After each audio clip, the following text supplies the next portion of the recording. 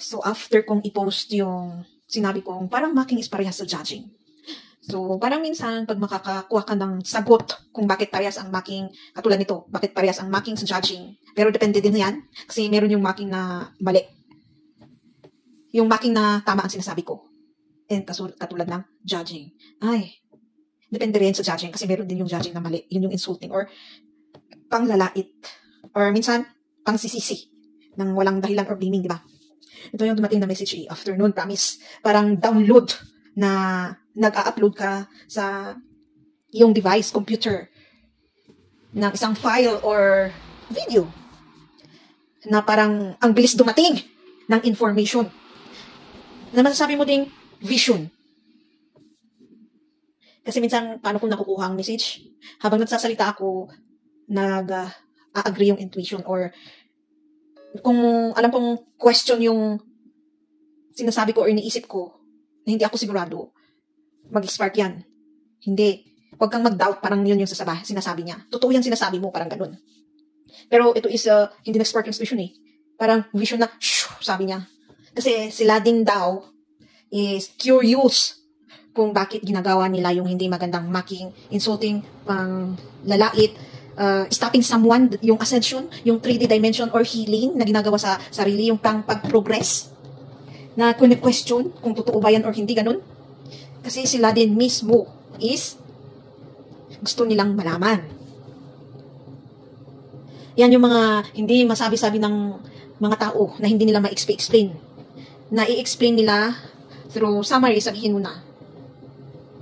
Pero hindi nila ma-explain more broader, more open-minded, I mean. More conscious, nasasabi nila. And pag hindi nila may explain yun, isasantabi na nila.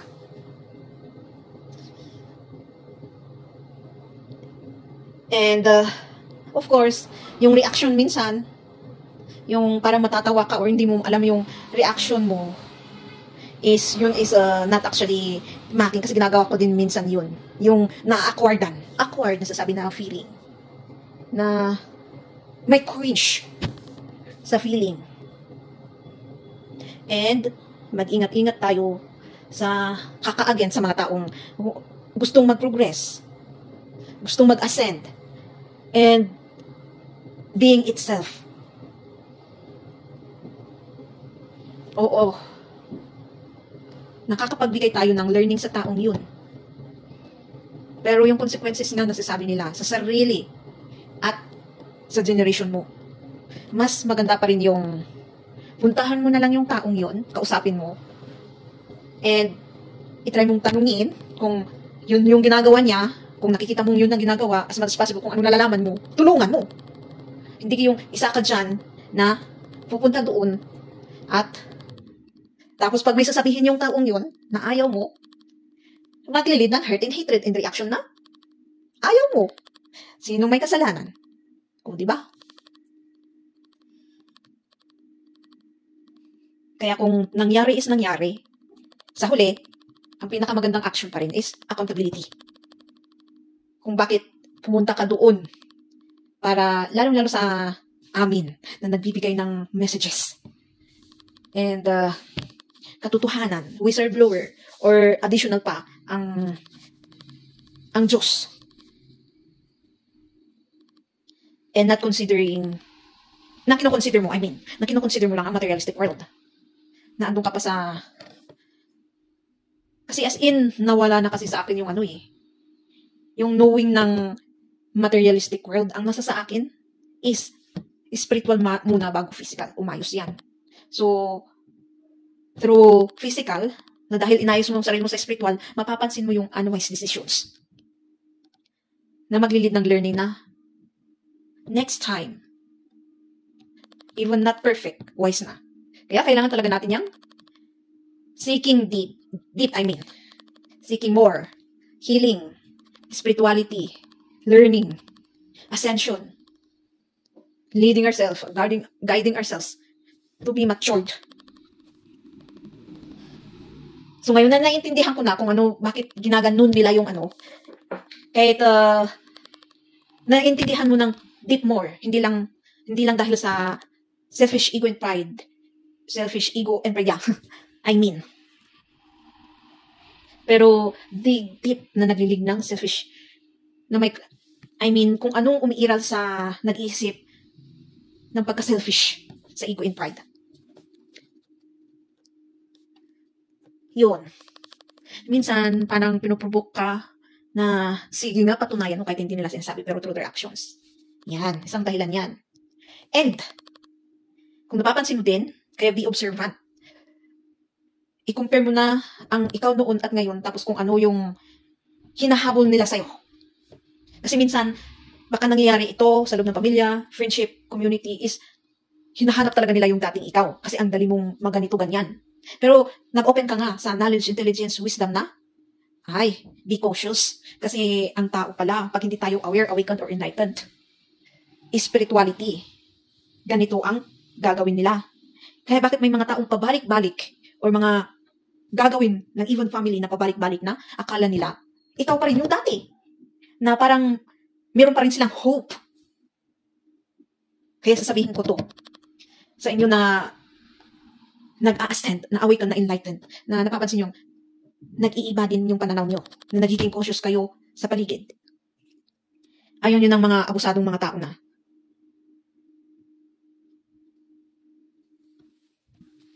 sabihin, be honest to them. Kasi naging honest every time na kahit hindi nila naintindihan, alam ko naintindihan nila. Sinabi ko talaga to, na kung dati, madali akong masabihan na ganito, gagawin ko. Hindi na ngayon. Kung nakikita nyo, parang yung ginagawa ko lahat is, fina-follow ko yung kagustuhan ng Diyos sa tao, depende yan. Hindi ako katulad ng dati. Sinabi ko talaga yan. Sabihin mo yan sa sarili mo. With courage and confidence, na walang fear and doubt. Kaya mayroong na-form na fear. Yung ibang nakaranas ng pains and traumas. Di ba sa pamilya, sa pakikitungo sa tao, sa friends, sa neighbors, meron kang iniisip na, wait. Kasi baka ganito ang iisipin nila. Or kung hindi ko gagawin is, ganito ang iisipin nila. Or ganito ang gagawin nila sa akin. You have to consider something. Hindi lahat na ganyan pag-iisip, i-consider din nila. Baka ikaw lang ganyan mag-isip. You deserve also a respect as how you think. Kasi isang sign na yan na pagiging marespeto na tao. Kasi bakit mo naisip na? Bago mo gawin ito, iniisip mo pa sila, bago mo kausapin sila, iniisip mo pa ito, bago ka gumawa ng action, iniisipin mo pa ito, pero nadismaya ka, na nawala yung trust. Kasi iba yung expectation mo. Ikaw lang ang nag-consider doon. Ikaw lang nag-isip ng ganun. Sa huli, lagi kang nasasaktan. Yan ang gustong iparating. Yes, we are brothers and sisters in the face of God. Kahit na magkakaiba ang bloodline natin. Pero consider nga yung abuser, controller na tao na pati desisyon, pag-iisip, time mo, energy mo is dapat sa kanila nakatuon. Nafe-feel ng yan, ng spirit. Pati yung kung paano mo sundin ang Diyos. Kaya pag nafe-feel ng abusadong energy yan, kahit hindi man niya alam consciously, kaya pinupuntahan kanila para isabotage, para harasin, para bastusin. Kasi, alam mo din, meron yung akala na madaling makontrol. Na mananahimik lang yung taong yun, walang kariak-riak. Yun ang mga gustong-gusto ng mga taong narcissist, sabi mo, selfish na tao, or wicked persons. Kaya pilit nilang sinisave yung control, which is pagkukontrol ng kapwa, hindi yung control sa sarili para huwag basta-basta gumawa ng masama. Huwag basta yung related sa masama. Instead, control yourself for the benefits of others. Control yourself to do this. Control yourself to, if it's about lust, be a lustful person, Diba? So, itong part ng message na to, parang pansin ko din yung kasi parang madalas mangyari yung tower moment Parang hinahanda tayo sa kasi gumagawa tayo ng content para masagot natin kung anong question nila. Kasi bakit pa ulit-ulit na parang pag question nila is ang feeling ko is nauumay ako kasi paulit-ulit na ini-explain ko sa tao. Well, sabi ko, di ba, kailangan kong i-accept yun. pagka-accept mo, another test again, tower moment. Kung tingnan natin may nag-effect sa pag-accept na yun. Parang magic na or miracle na experiment din. Na kung sa science may experiment, spirituality may experiment din through healing para mabalance ang sarili mo through spiritual and physical. Yan ang trabaho ng isang taong ina-apply yung mga sinasabi, lalo dito sa content or yung mga sinishare nila kahit hindi sa social media kasi may mga nag-door to door, di ba? Na nag-share. So, mas maganda pa rin yung taong nag-share is yung talagang ina-apply nila. Kasi magiging masaya yung tayo muna, pakinggan yun. Mafe-feel mo rin yung Holy Spirit nakiki-agree. Yung may napavibe ka na hindi mo naman feeling yung happiness na yun pero may nakiki-ayon na happiness na nafe-feel mo. Iba yung sa katabi mo kung may katabi ka.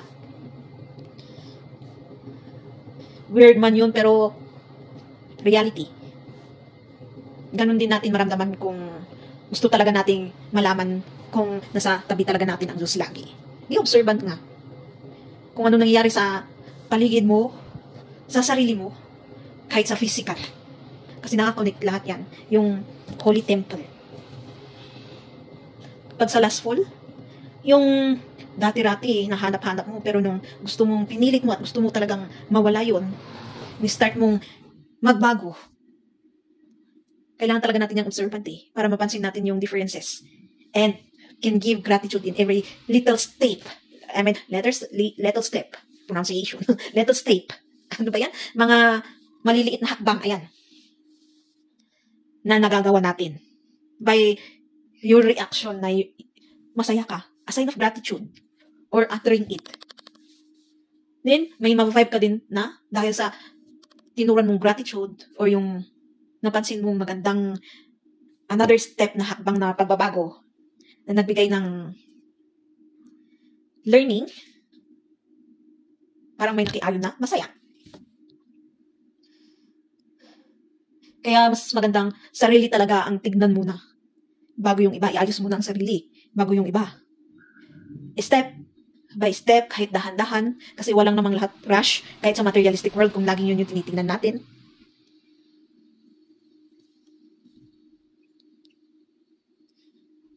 Kasi meron talagang taong gusto ng rush.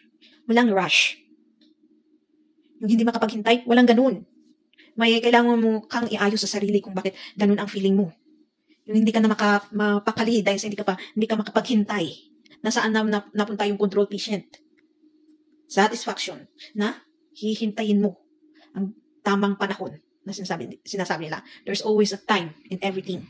And kung yung isang tao is iba ang pagkaka-explain niya, find your own spark na sasabi nila. Kasi makakarinig ka ng through ng ego ng tao na, akala mo naman ang ganda ng pagkaka-explain niya, hindi nga maintindihan. Wala nga akong maintindihan. Ano kayong pinagsasabi niya? Huwag ka matamaan ng ganun. Ito na yung explanation. Kasi sila din, naghahanap. Medyo nauna ka lang. Pray mo na lang para hindi ka masaktan. Kasi, I confess also, na sa mga ganong reaction na sa tingin, kahit walang words, or sa ganong words nila, nasasaktan ako. For sure, ganun din kayo. Kasi meron talagang ego and pride ang tao na hindi natin marialis. Depende na lang kung selfish yan or hindi. Yung masasabi mo na lang na napaka-selfish naman nila na magsabi ng ganun na kung hindi nila naintindihan, ba't hindi nila tanungin ako? Bakit hindi nila ganun? Kung tinuturan is ikaw. Lalo-lalo kung gumagawa ka ng ganito, nag-share ka. Pray na lang for them that their time will come. Pero pag nakita mo naman din sila, di ba? Nag-assent din sila kung paano nila i-explain. Pero pag wala kang gratitude na ganun na hindi mo napansin na nag-assent yung mo, yung iyayabang mo na magaling din ako, hindi lang ikaw. Hindi maganda yun. Kasi kung yung pinagsasabihan mo ng word na yun na magaling din ako, hindi ikaw. Wala siyang iniisip na competition. Ikaw lang ang nag-iisip ng may competition siguro. May malaking problema na rin sa'yo. Sa selfish ego and pride, lahat na selfish, di ba? Pansarili. Or immaturity na tinatawag natin. Ang real matured person who really respect and love his or herself or others is those people that understand, have a patience, can tolerate something. Kasi sa pagtutolerate pa nga ng nilalabas nilang hindi maganda na tatamaan ka para masaktan ka, is hindi ka na lang mag-react, kundi i-accept mo na lang yun. So blessed are those people that can tolerate everything, even though they are hurting inside. But they cannot hurt their brothers and sisters because they consider, isa pa yan, consider everything. Like, ano yung everything na yun? Levels. Everything has its own time. Everything has different understanding. And may panahon din na yung understanding ng bawat isa is magkakaintindihan lahat, which is the unity. And you're still praying for them. Sabi ko nga sa video na una, na about yung tinurang kong parang mocking is katulad sa judging.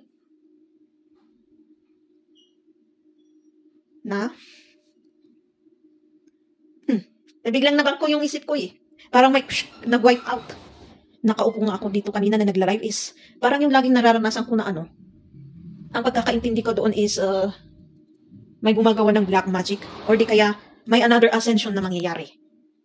Yung para kang may nagtap dito tapos may hilo ka na kung hindi mo kaya yung sarili mo, matutumba ka. Parang yung explanation ko nung unang-unang naramdaman ko yun nung nandun ako sa isang church. Ilang beses ko na ranasan yun. Tapos marinig-rinig ko sa iba is, masasakto pa na dadaan sa FYP ko na ilang tao na magkakaiba. Tapos sasabihin nila, someone made a black magic to you. Someone tried to sabotage you. Someone did this to you.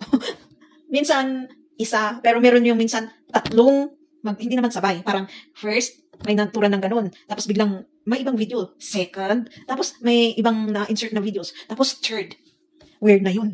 Minsan totoo kasi yun. Parang, hindi tayo maniniwala. Pero, through observation, kung paano mo i-connect at malalaman yung nangyayari din sa'yo, tapos i-confirm mo sa ibang tao. Yung mga evil eye na, or yung smear campaign, is may gamit din yun. Kaya, malalaman-laman mo na, ang daming nag-i-evil eye sa'yo. Nasabi doon, sa chismis sa kabila, may parang panghuhula yung paano nila in-explain. Yung bakit kaya yung bahay na yan is laging tinitignan, parang ganun. Ma-conform mo na ganun eh. Or kung paano kakausapin ng tao minsan. Hindi na naman nila ginaamo yung amo, language namin. Yung amo, which is meaning alam. Hindi naman nila alam yung content na hindi naman sila mahilig manood kasi napakahaba. Hindi nila pinapakinggan, pero alam nila na gumagawa ka ng ganito sa social media. Tapos, through paano sila makipag-usap, paano kanila i-question. Wait, nanonood sila? Or yung iba nanonood pero chinismis niya dito. Pero hindi eh. Hindi naman niya kilala yung taong yun. O yung ibang tao. Kaya doon mapapatunay na we vibrate in one energy. And there's something that the spirit knows even though not conscious.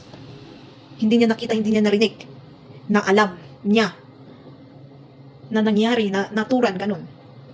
Na ginawa ng taong yun. Kaya, bigla siyang narelate sa ginawa mo or sinabi mo.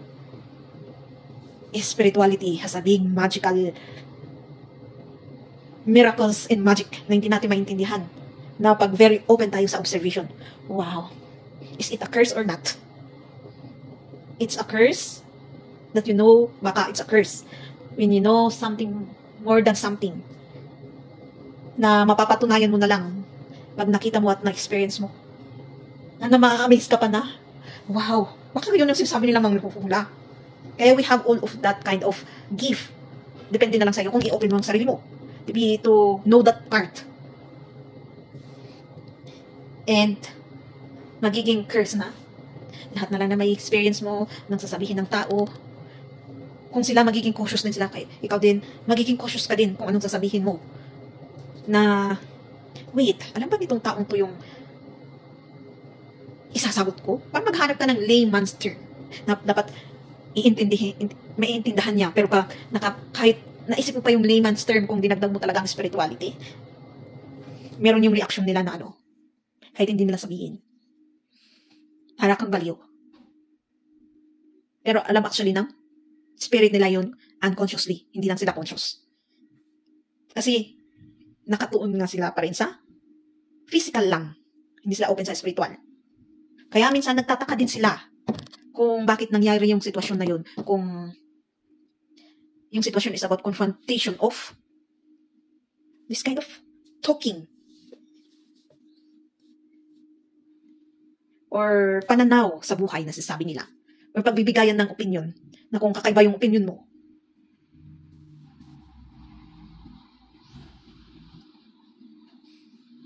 Ano nga ba yung naturan ko yun doon sa ano na gusto kong sabihin? Additional, because they will always come this situation that will lead you to a reaction of high pitch, being angry, not hurt, but being the strong energy which is being angry, that actually leads them to victimizing themselves also, is knowing at the end they support one another, especially even though what you are fighting is correct. Because as being an injured or half or the 144 key in the Bible,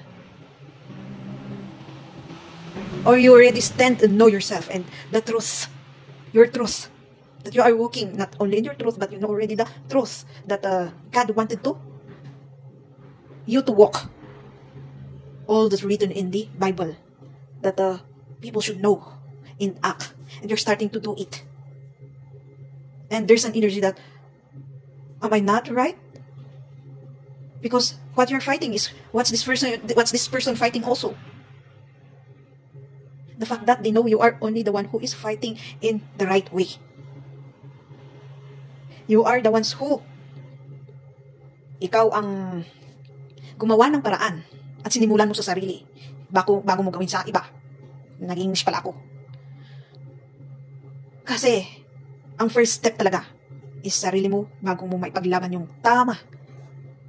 At makonect sa laws na ginawa ng ancestors natin na pinapatupad ng gobyerno. And pag titignan mo sila, pinapatupad nga nila, pero nandun ba talaga sila sa proper manners, proper characteristic, proper dignity, proper moral, proper pakikitungo sa kapwa, proper, kasi pwede naman gawin yun sa proper. Lahat ng proper. Na mag-lead sa'yo din ng confusement. Na ano ba talagang pinaglalaban nito? Akala ko yung tama, kasi mali nga yung yun. Na kung ikaw nagsabi na mali yun, kailangan yung taong to ang magsabi ng siya dapat ang magsabi na mali yun. Kaya sinasalungat ka. Nakaka-confuse yung mga ganong tao, no? Kasi they themselves, hinahanap nila yung part na yun. Pray na lang. Kasi kung sinimulan mong kausapin sila, i-lead or i-guide ng ganito through the words, at ayaw ka talagang pakinggan, ay, stop mo ng sarili mo. Pray na lang na makahanap sila ng katapat nila na makakapag-explain sa kanila. Or minsan, ang ginagawa ko is through argument kung kailangan. May time na para kang sasaktan, pero go. As long as yung sasaktan na yan is hindi naman maglilid ng ending your own life. Just facing their own wrong dragon side with your katotohanan dragon side. Kung kailangan doon sa part na yun, doon sila makikinig. Kasi ikot-ikutan, ikot-ikutin natin ang lahat ng banda, meaning, sitwasyon, pangyayari, mali or tama. Saan dapat sisimulan? Sa sarili muna. Bago masabing, tama ang aking pinaglalaban. Kahit sinasabi mong tama, pero ginagawa mo ba yung tamang paano ipaglaban yun? Ilang beses din natin kung tama ba yung ginawa mong action na pumunta ka doon at sumigaw-sigaw, tapos ganito. Sabi nga natin, no choice tayo. Kahit nga yung pagrarally na maglilid ng, yung katulad ng ginawa ng ibang kwan, nagrally na, naglid pa ng burning of the buildings. Baka no choice ang mga yun. Kasi kilala nila yung sarili nila kung paano magalit. Ganun din. There's a part that magkakakilala tayo kung paano ang culture at reaction or ganito with every race. Minsan, pagiging malumanay or etc. ini-easy-easy lang ng mga tao yan. Minsan, baka mas makikinig sila sa, napapansin ko din yun. Pag malumanay ka, tapos pag sumisigaw-sigaw ka, mapupunta sila sa victimizing na. Yan, sumisigaw-sigaw ka, tapos nagagalit-galit ka. Maghanap ka ng doktor na psychiatrist at psychologist. Baka kailangan mo yun. Baka nag-stress ka. Na magtutowards na i-explain mo yung sarili na. Baka kailangan din yung part na yun na kailangan mong i-explain para may pamukha sa kanila. Na kaya mo naman ipagtanggol ang sarili mo. Na kahit minsan kasi ang tao hindi rin nila kayang i-explain yung sarili nila. Which is expressing self. Expressing yourself. Nawawala na kasi sa mga tao yun. Yung lost. Pero nai-express nila ang sarili nila. Kung gagawa sila. Kaya yung mga ibang tao is nakakapaggawa sila ng krimen. Mali yung pag-i-express nila. Towards ending someone's life. Ginamit nila ang kamay nila sa mali. Or sa dahas na sabi nila. Binahidan nila ng dugo. Mas ang bibig. As long as you know your intention, which is, hindi lang para saktan yung taong yun. Kasi pag ako ng ganun yung parang nag-high pitch yung boses ko na parang, oo, sabi nila nagagalit. Pero sa feeling ko, anger lang, hindi hurt. Na, kasi ayaw ng tao ng argument din, nakakarindig ng ganun na mataas na boses. Something's wrong din doon. Na hindi kayang harapin yung mga ganun na bagay. O yan, nasabi ko na pala yung nakalimutan ko. Hay, ito pala yun Merong part na bigla kong naisip, tapos haangatin ko yung camera ko. Hay, bakit ko nakalimutan? The second time to. Na pinilit kong alalahanin. At ito, nasabi ko. Weird talaga. Baka may nangyari ulit. Ano kaya yung naramdaman ko kanina na parang may nagtap sa likod ko at nahilo ako konti. Ano? Sabi ko nga, baka may gumagawa na naman ng kababalaghan dyan. Yung kulam-kulam na yun or black magic or etc. Pero actually, may kaakilap na ascension din yun. So, hintayin natin yan. Mag-a-adjust pa. Nasabi ko ngayon, baka meron pang message na mas bongga, sabihin mo na natin, or mas advanced, or mas or kakaiba, more kakaiba, or mas widen, mas malawak. O, diba? So, see you again. Buti na lang naalala ko.